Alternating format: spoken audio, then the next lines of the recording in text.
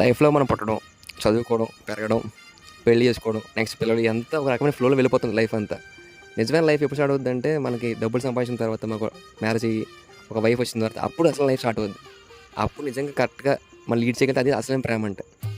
ఈ ప్రాసెస్లో ఒకరొకరు అర్థం చేసుకోవడం, వాళ్ళు కొన్ని మిస్అండర్స్టాండింగ్స్ కరెక్ట్ చేసుకోవడం, మళ్ళీ సరి చేసుకోవడం, త్వరగా మళ్ళీ కలిసిపోవడం, ఇదంతా లైఫ్లో ఒక పార్ట్ అనమాట.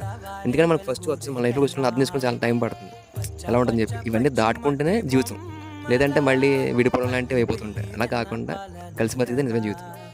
సరే, ఈ క్లాస్ని పక్కన పెడితే రీసెంట్గానే విజయ్ దేవరకొండ గారు రష్మిక గారు మ్యారేజ్ జరిగిందన్నమాట. చాలా ఫోటోస్ వచ్చాయన్నమాట, పెళ్లికి సంబంధించిన ఫోటోస్ చాలా ఉన్నాయి. కానీ నాకు ఎందుకు ఈ ఫోటో చూస్తే చాలా బాగా నచ్చిందన్నమాట.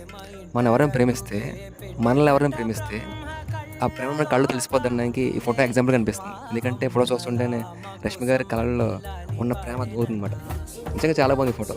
ఒక అబ్బాయికి చెప్తున్నాను, నిజంగా ఇలా అంతలా ప్రేమించే అమ్మాయి అలా చూస్తే కళ్ళతో పెళ్ళిలో ఇంకా చాలా లైఫ్ లాంగ్ ఇలాగుంటే సరిపోద్ది, లైఫ్ లాంగ్ తనతో అనిపించి అంతలా బాగుంది ఈ ఫోటో పట్టుకుని. నాకైతే నచ్చింది చాలా.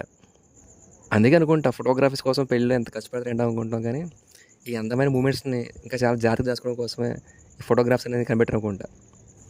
పెళ్లితో ఒకటిగా మారుతున్న ఇద్దరు ప్రేమికుల జీవితానికి శుభాకాంక్షలు.